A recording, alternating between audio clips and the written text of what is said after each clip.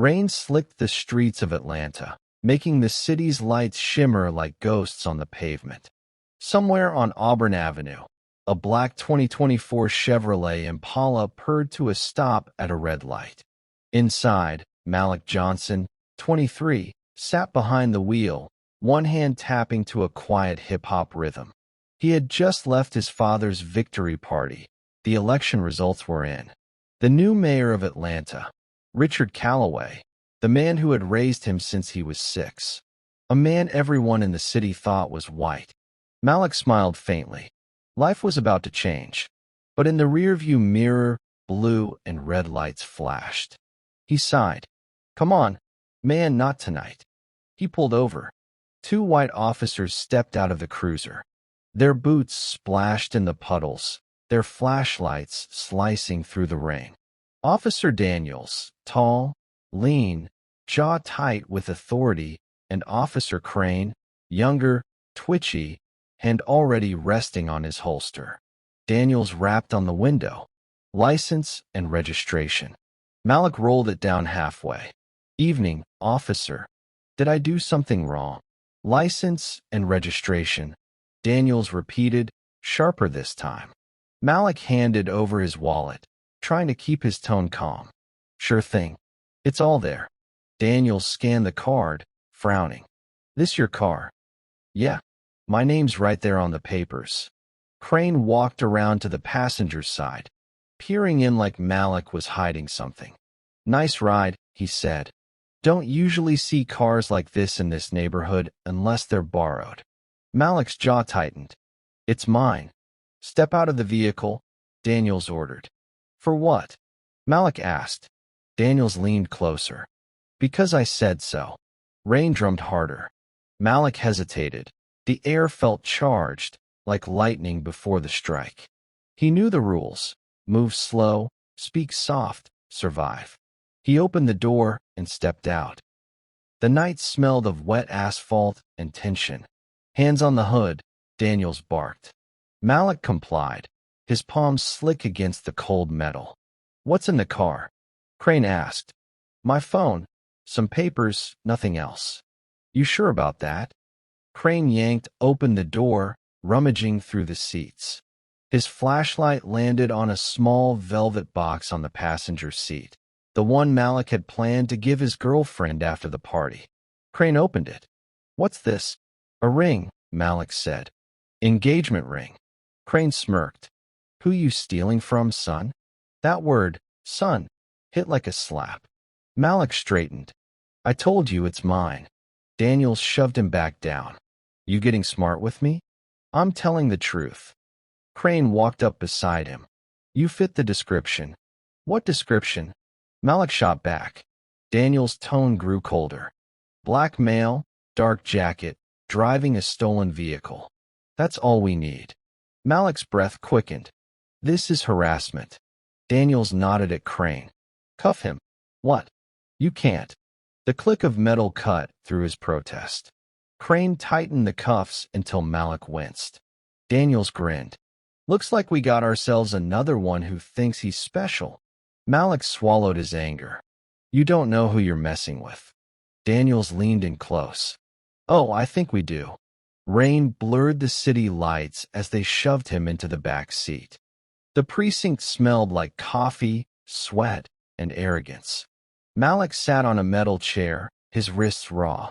The clock ticked above him, each second dragging like a chain. Officer Daniels paced. "You're not going to talk?" "I told you everything," Malik said. "Call my father. He'll clear this up." "Yeah? What's his name?" Malik met his eyes. "Richard Calloway." Daniels laughed. "The mayor-elect?" "Sure, kid. And I'm the president." Crane leaned against the wall. "We ran your plates. Cars registered to some dealership." Malik frowned. "My dad's people just transferred it." "Check again." Daniels slammed his hand on the table. "Stop lying." Malik flinched. "People like you," Daniels hissed, "always think you can outsmart the system. You're lucky we didn't find anything in that car." Malik's voice shook. "Because there's nothing to find." Daniels leaned in close, his breath heavy with coffee. You think that mayor cares about you? You think people like him, white, powerful, give a damn about people like you? Malik's eyes narrowed. He's my father. Daniels chuckled. You need to stop with that fantasy before it gets you in deeper trouble. Crane crossed his arms. Want me to book him? Yeah. Drunk driving. Resisting. Whatever sticks.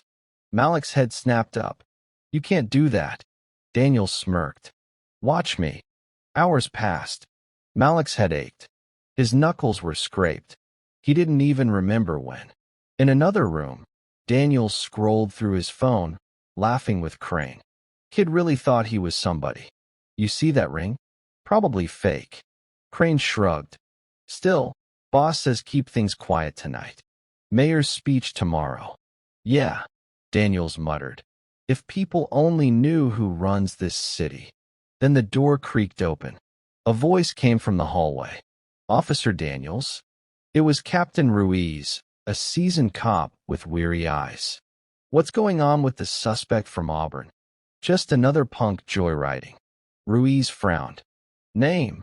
Daniels glanced at his notes. Malik Johnson. The captain froze. Johnson? Yeah, why? Ruiz took a deep breath. That's the mayor-elect's kid.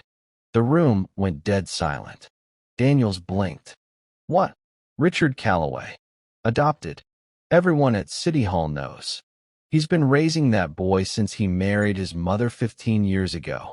Daniel's face drained of color. You're joking. Ruiz's eyes hardened. Do I look like I'm joking? The air thickened with dread. Where is he now? Ruiz demanded. Daniel stammered. Holding cell. Ruiz cut him off. Get him out. Now. The precinct doors burst open like thunder.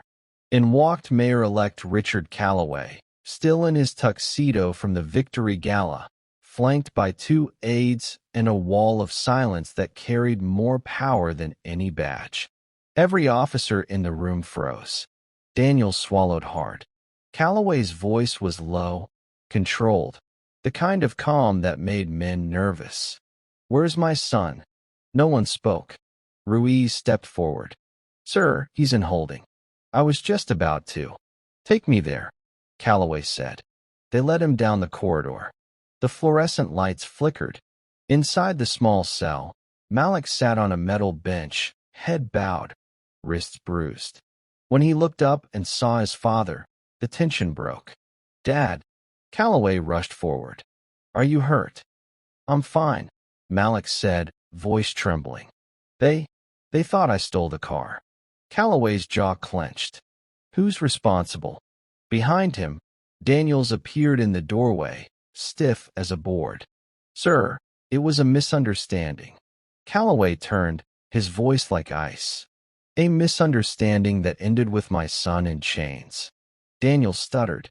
We didn't know who he was. That's the problem, Calloway interrupted. You didn't care who he was. The room fell silent. Even the hum of the lights seemed to hold its breath. They moved to the main hall. Officers stood at their desks, whispering. Calloway faced them all. I've spent my career believing this department could change, that Atlanta could rise above its past. But tonight, he looked at Malik's wrists. Tonight proves we still have a long way to go. Daniels spoke, desperation creeping into his tone. Mr. Mayor, please, if I had known. Calloway's gaze was sharp enough to cut steel. If he had been anyone else, what would have happened? No one answered. Crane looked at the floor. Daniel's lips parted, but no words came. Calloway stepped closer. You beat him. You humiliated him. You threw him in a cell for driving a car you assumed he couldn't own. Silence pressed down like a weight. Finally, Calloway spoke again, steady but cold. Officer Daniels, you're dismissed from the force effective immediately. Daniels blinked. Sir, please. Officer Crane, you're suspended pending review.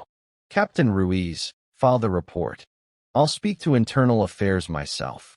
Sir, Ruiz said quietly. Yes, sir. Daniels dropped to his knees. Please, Mayor Calloway, don't do this. I got a family. Calloway looked down, eyes glistening with restrained fury. So does mine. And you tried to destroy it. He turned away. Outside, dawn crept over the skyline, washing the rain-soaked streets in gold. Malik and his father stood by the steps of the precinct. For a moment, neither spoke. Finally, Malik said, "You didn't have to come yourself." Calloway sighed. "Yes, I did." "They're gonna hate you for this," Malik said quietly. "Let them," Calloway replied. "If power means protecting what's right, then it's worth it." Malik looked down. "I just wanted to drive home, Dad. That's all." Calloway put a hand on his shoulder. "And that's exactly why this city needs change. Because no one should fear the road home." Behind them, news vans were already pulling up. The story was spreading. Malik's face appeared in camera flashes, his bruises visible under the morning light. The symbol of a city's hidden wound. Later that afternoon, the mayor-elect stood before a sea of reporters on the city hall steps. Malik watched from the sidelines, bandaged and silent. Calloway's voice carried through the microphones. "Last night, my son was wrongfully arrested by officers sworn to protect this city. What happened to him is what happens to too many in our streets, judged not by their actions, but by their color. That ends now." The crowd stirred. "I am not here to punish," he continued, "but to rebuild. To demand accountability, not revenge. My son's pain will not be in vain. It will be the start of a new chapter for Atlanta." He looked at Malik. "We can't change what's done, but we can decide what happens next." Applause broke out, cautious at first, then swelling. That night, Malik sat by his apartment window, the city glowing below. His phone buzzed with messages, strangers calling him brave, friends offering support, some hurling hate. He ignored them all. He thought of Daniel's face, the panic, the disbelief, the sudden collapse of superiority. He didn't feel triumphant, just tired. His father knocked gently. "Mind if I come in?" Malik nodded. Calloway sat beside him. "How you holding up?" "I don't know," Malik admitted. "Part of me's still angry. Part of me feels sorry for them." Calloway smiled sadly. "That's what makes you stronger than they'll ever be." Malik looked at the skyline. "You think people will actually change?" His father followed his gaze. "Maybe not all at once. But someone will see what happened tonight and think twice before judging. That's a start." The room fell quiet again, the kind of silence that doesn't hurt anymore. Weeks passed. Officer Daniel's name disappeared from the precinct roster. Investigations opened. The department began new training programs. The story stayed in headlines longer than anyone expected. Malik went back to school, finishing the degree he'd paused years ago. Sometimes, when he drove at night, he still felt a chill when he saw flashing lights behind him. But then he'd remember his father's words. Change starts with those who don't give up. One evening, he parked the same Chevrolet outside a youth center downtown. Kids ran around the parking lot, laughing. A little boy pointed at his car. "Whoa, that yours?" Malik grinned. "Yeah." The boy's eyes widened. "It's awesome." Malik crouched down. "You like cars?" "Yeah." "Then study hard, stay out of trouble, and one day you'll have your own."